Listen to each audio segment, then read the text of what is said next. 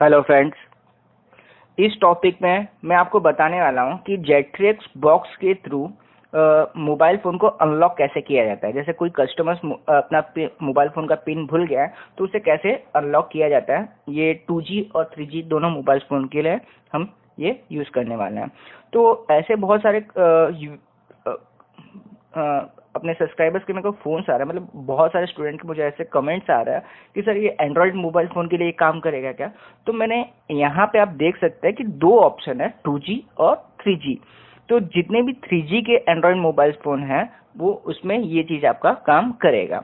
अगर आपको 4G के लिए चाहिए तो आपको एडवांस्ड बॉक्स आता है Z3X में, आपको प्रो बॉक्स आपको यूज़ करना होगा।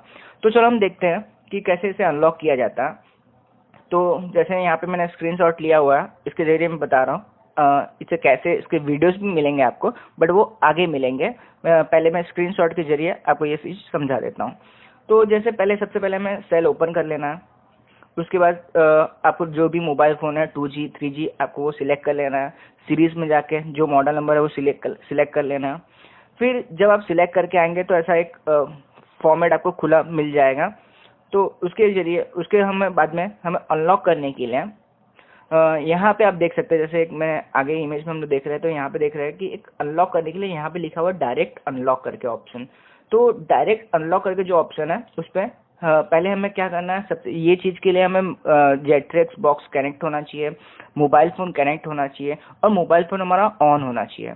तो ये चीज़ का आप ध्यान दें कि इसे यहाँ पे डायरेक्ट अनलॉक जो ऑप्शन दिया हुआ है इस पर क्लिक करने से पहले अगर आपको क्लियर करना है तो आप रीड इन्फो पे, जैसे मैंने आपको पहले भी बताया था, रीड इन्फो पे अगर हम क्लिक करते हैं तो पूरा डिटेल्स मोबाइल फ़ोन का हमें मिल जाता है। तो अब रीड इन्फो पे क्लिक करके ये पता लगा सकते हैं कि आपका मोबाइल फ़ोन बराबर कनेक्ट है, कि हर चीज़ में क्या क्या एरर है, ये हर चीज़ आप जान सकते हैं। मतलब मोबाइल फ़ोन में सॉफ्टवेयर प्रॉब्लम है या नहीं है, आपको रीड इन्फो से आपको क्लियर हो जाएगा।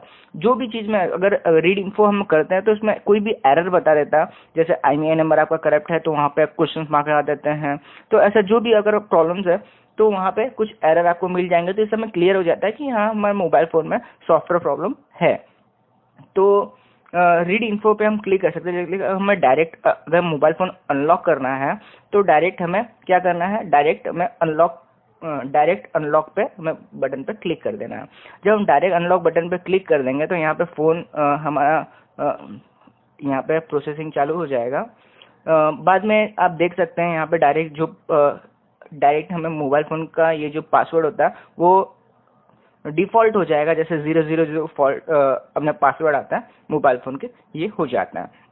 बट कभी कभी क्या होता है कि हम अनलॉक तो कर देते हैं बट अनलॉक करने के बाद भी बहुत बहुत सारे प्रॉब्लम्स आने लगते हैं। जैसे MP3 प्लेयर्स में कैमरा ओपन नहीं हो रहा है, बहुत सारे ऐसे प्रॉब्लम्स आने शुरू हो जाते हैं। अगर ऐसा हो रहा है मोबाइल फ़ोन में तो आपने जैसे डायरेक्ट अनलॉक कर दिया है या फिर भी ऐसा कुछ प्रॉब्लम्स आ रहे हैं मोबाइल फ़ोन में, तो उस कंडीशन में आपको क्या करना होगा, मोबाइल फ़ोन को फॉर्मेट करना होगा।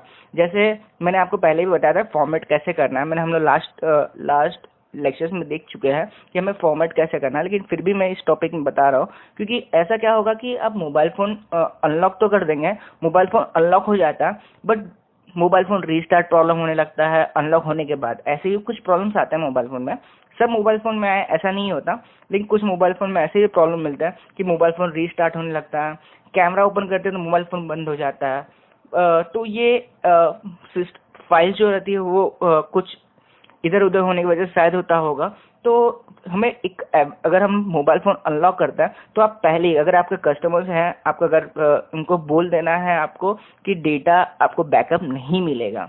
अगर आपको कोई कस्टमर्स का मोबाइल फ़ोन ले रहे हैं तो आपको ये बोल देना है कि आपको डेटा जो भी है उसका बैकअप आपको नहीं मिलेगा, जितने भी डेटा है आपको इरेज हो जाएंगे।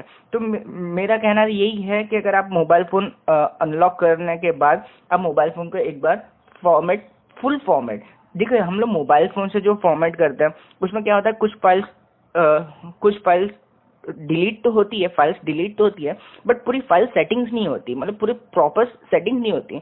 लेकिन हम जब जेट्रिक्स बॉक्स के थ्रू करते हैं तो बहुत इफेक्ट पड़ता है। मतलब एज कम्पेयर टू मेरी एक्सपीरियंस के हिसाब से मैं बताऊं तो मोबाइल फ़ोन से फॉर्मेट करना और जेट्रिक्स बॉक्स से फॉर्मेट करना बहुत ही ज़्यादा फर्क मुझे लगता है। तो अगर मैं यहाँ जेट्रिक्स बॉक्स में हमें अनलॉक करने के बाद हमें यहाँ पे एक ऑप्शन दिया होगा FFS करके, तो ये फॉर्मेट हमें यहाँ पे कर देना है, फॉर्मेट बटन पे क्लिक कर देना है। ये चीज़ हमने पहले भी देखा है। तो यहाँ पे आपका अगर आपने मोबाइल फ़ोन निकाल दिया तो वापस आपको कनेक्ट करना है और पावर बटन को प्रेस करके रखना है। तो यहाँ पे ऐसा प्रोसेसिंग चालू हो जाएगा और आपका ये फॉर्मेट हो जाएगा। तो ये वीडियोस में बस मैंने यही था कि जैसे अगर आपको मोबाइल फ़ोन अनलॉक करना है, अगर आप जेट्रिक्स बॉक्स के थ्रू कर रहे हैं तो मुझे नहीं लगता कि ये कुछ हार्ड है, बट ईजी है। बट आपको बस कीज मालूम होने चाहिए, बस आपको बटन मालूम होने चाहिए।